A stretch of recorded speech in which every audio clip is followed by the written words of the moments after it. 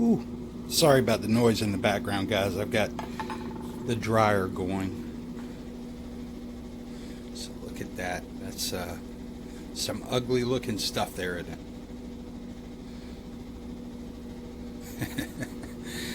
All right, hold on just a second. All right, so this is what we're actually going for here. So that'll give you, there we go. Much better.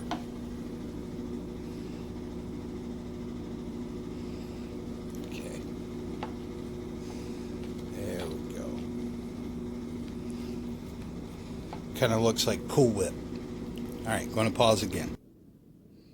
All right, guys, so here we have our tone mixture. So when I say tone, basically just coloration.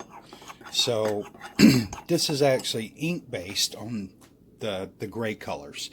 The black, we still use about a tablespoon of black paint because it gives, the problem with inks whenever you get black is that it doesn't give a very uniform black all the way across. It can thin out in some areas. So the paint gives a more uniform look to the screen overall.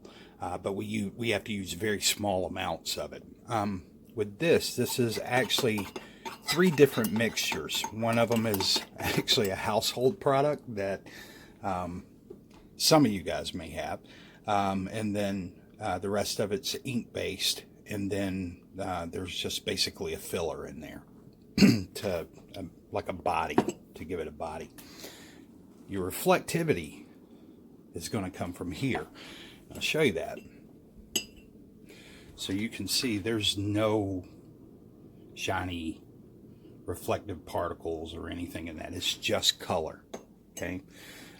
We use the filler in here because we need to get a certain consistency. If I make this too thick, it doesn't do what I need it to do. So we basically balance it out by making this a little thicker and keeping this right at the consistency that we want it to blend. So I'm going to mix these two together and we'll be right back.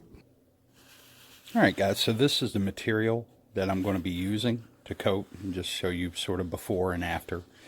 So, you know, it's just a piece of black material, still pulls up an image, just not a very good one. You can see how the whites go completely dark silver there, almost sort of a steel color. All right, so we'll be back in just a second. Okay, guys, so I've got my little foam roller and our mixture, and I'm going to coat just a section of this here so that you can see the difference pre and post. So let's give that a roll and I'll be... Alright, guys, so first coat you can see left a couple of thin spots. So I'm going to go back over that real quick, do us a second coat. If many of you guys haven't figured it out already, this is basically a recreation of our Daystar. So this is where I refer to a mid-gray. You can see that that's a much darker gray. So what we've done is we figured out how we can actually go lighter and brighter, but still be able to maintain the same level, if not maybe an even small increase in contrast under the new formulas. And we're already making these, but I'm just showing you versus my screen is about 2 versions ago. My Daystar screen in the other room. So we'll show you this in just a second. Let me get a second coat on it and let it. Alright, now guys, so here's our final 2 coats. This is coated onto bridal satin. You can see here how in this part it becomes like a piece of plastic material. It really does. It feels just like a thin piece of plastic. This stuff can be ironed out from the back, but once you make a very tight tension mounted screen out of it, it's a very smooth finish. As a matter of fact, them smooth finishes that you're hearing about, now that's a form of polyester. Now some of those are sold in pond liners, some of them are sold on photography backdrops. They generally sell anywhere from about, you know, $13 to $14. Some of them, according to the size, could get up to about 30 something. But very inexpensive stuff, and there's no Chinese technology that's special about this kind of stuff. It's just polyester. Okay, let's go in here and take a look and see what this does. So I've got our Just to make sure it doesn't go into standby mode. So I've got our 800 lumen lamp up there that's casting down on the screen, and this is the Daystar version. About 2 versions ago, I've never updated my personal screen. I will be for the new room, but for right now, let's just take a look at what this does.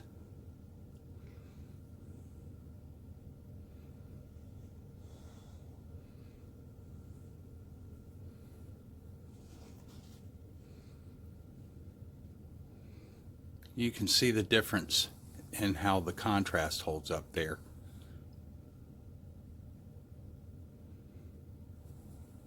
See that? And this is a lighter screen. Let me turn the screen actually off so you can see that.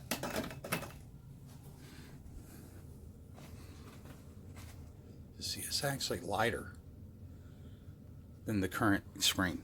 But even though it's lighter, it holds up extremely well in light. Once again,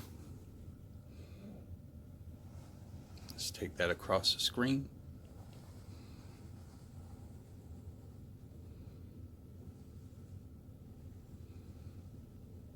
Okay.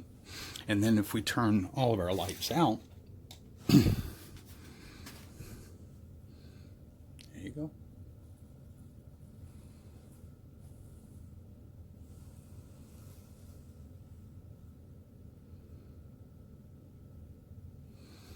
So it does 2 things. Now, a lot of people may miss this, but this is why it's important, and this is why making a great screen is not as easy as just coming up with something shiny. You notice when I turn the lights out, okay, the contrast of that screen's actually a little darker. This one's brighter, right? But with the lights out, don't really need that additional contrast. I want my screen to be somewhat brighter. I don't want it to be so bright that it hurts my eyes, but I want a good, crisp image. But as soon as I turn lights on, this thing steps in. Okay, this steps in and takes over where this can't. To the same degree, it does a very good job. I still, love this older Daystar formula. It's one of the things that helped us get started. But I turn on just the lamp up here, and you can see it holds up very, very well. And if you hit it with more light, it holds up even better.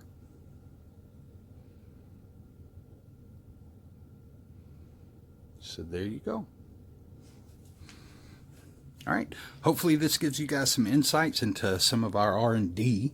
I'd love to be able to share, everything that we do on this side, but honestly, I think for obvious reasons, I can't do that. But we want you guys to understand that this isn't just some shake and bake. We just make up some of the things that we're telling you we're doing to enhance our screens. We want you to see it and, directly.